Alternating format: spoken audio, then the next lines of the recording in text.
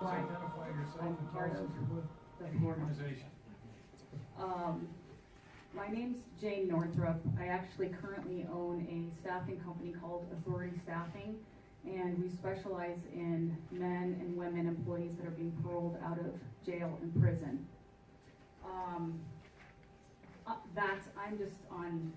I'm here on behalf of my own organization and the tens of thousands of men and women that are behind bars right now that will need employment when they get out.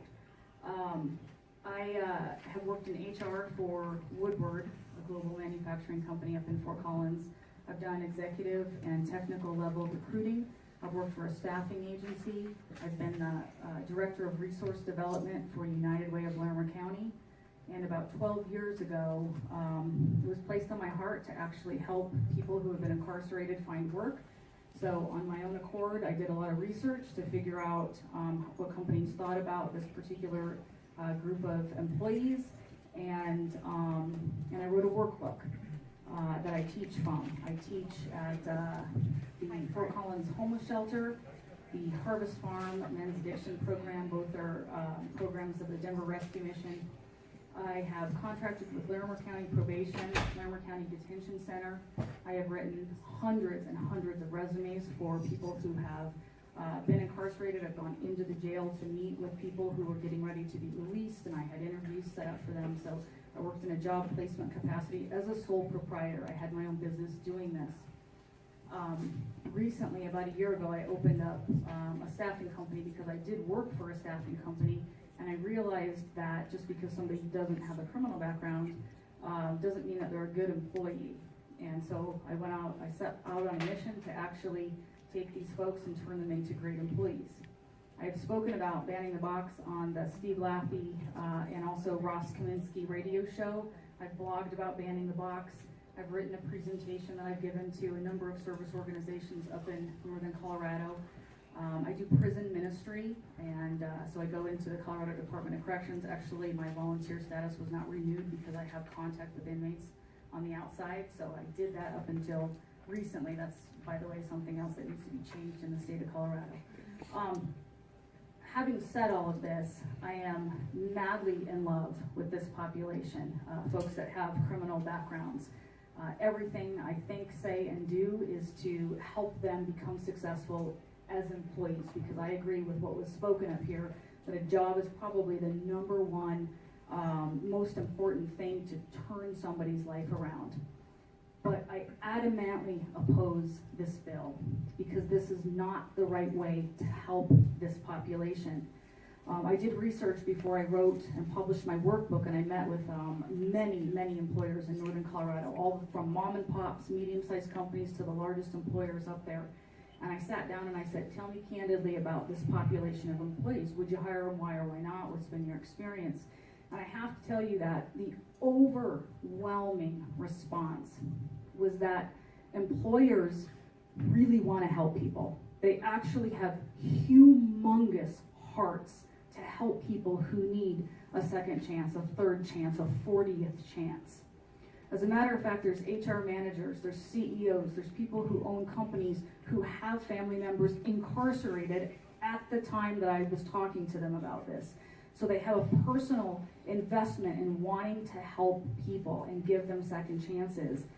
My point that I'm making up here is I think there's a huge misunderstanding with what the problem really is that we need to solve. And the solution does not lie in moving that box from the beginning to the end or somewhere in between. It lies in creating an incredible workforce from this candidate pool.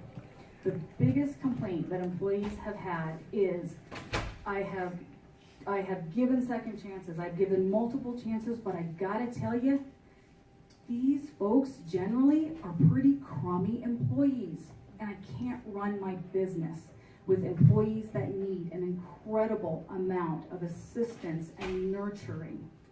They cannot be caseworkers in order to give a second chance and still make their product and compete with their competitors. So it's not a matter of that these employers don't want to hire people simply because they have a criminal background. These employers, this box is what I call an at a glance indicator of who they would be bringing in for the hiring process. And I absolutely believe that an employer has a right to develop their own hiring policies and practices within the law that's already out there to build the team that they need in order to grow their business and feed their families. It is incredibly expensive to pull background reports. I know this because my staffing company, I literally hire people with criminal backgrounds. I pull background reports. They're very expensive.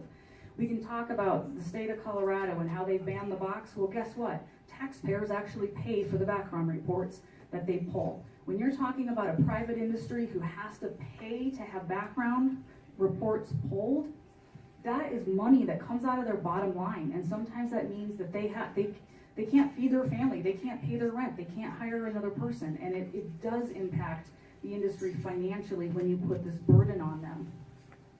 The other thing I want to say is that there is the possibility that this would actually work against the employee, because when an employee checks the box and then they get to say there was this incident on this date, then they can move past that. If there's no box to check, but the employer is now savvy because they're not going to hire somebody that has a criminal background and they're willing to pay for these background reports, they may pull a background report that has 15 charges on it that really were all for the same incident.